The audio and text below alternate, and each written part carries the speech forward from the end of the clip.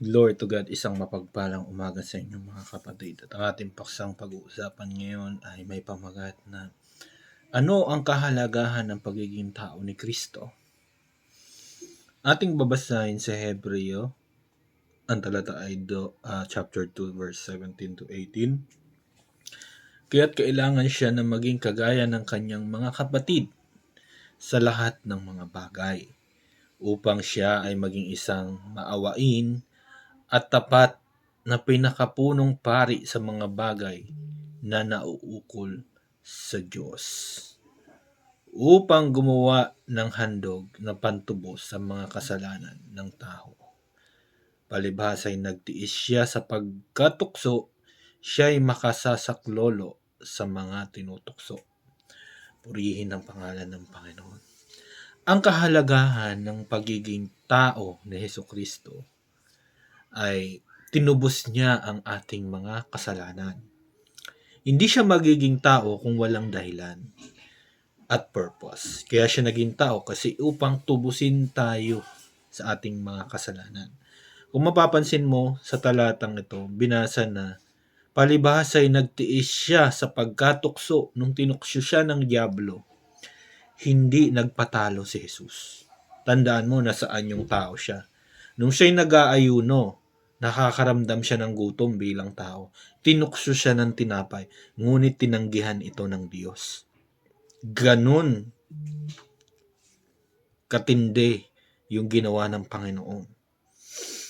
Jesus is truly God and truly man. Sapagkat siya'y nagkatawang tao, hindi para i-degrade yung kanyang sarili sapagkat siya'y Diyos, galing siya sa Diyos eh.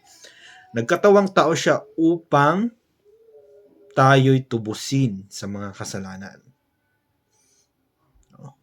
And Jesus' divinity and humanity secure our salvation.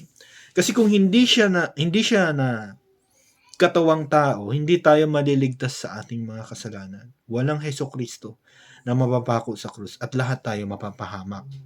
Lahat tayo sa kapahamakan. And number 3, Jesus emphasized with the cares of His followers. No? Pinakita ng Panginoon kung ano ang dapat gawin ng mga tao para maligtas, sumampalataya sa Kanya, gawin ng kalooban ng Diyos. In-emphasize ng Panginoon yun sa atin lahat. Naging ehemplo siya sa atin. Nakita ng ating mga mata, mukhaan ng mga tao si Jesus. Our application for today, number 1, believe in the true Christ and true gospel. Basahin mo yung salita ng Diyos, ang Biblia, at sumampalataya ka sa Panginoon. And number 2, remember that Jesus understands our pain. Bakit niya alam yung pain natin? Because God Himself, napunta siya dito sa lupa. Naranasan niya ang maging tao. Kaya alam ng Diyos yung mga pinagdadaanan natin. Wala tayong maiililihim sa Kanya. Pray lang, pray.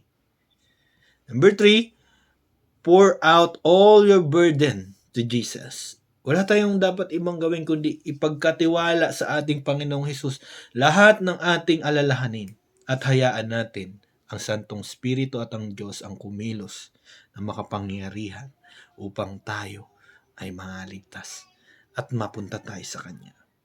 Purihin ang pangalan ng Panginoon. Kaya sa umagang ito, wala tayong dapat ibang gawin kundi kilalanin ang Diyos, ang Hesukristo sa buhay natin. Tanggapin natin siya at paglingkuran natin, sundin natin ang kalooban ng Diyos na siyang lumikha sa atin at ipangalap, ipakilala, dalhin ang mga salita niya sa lahat ng tao.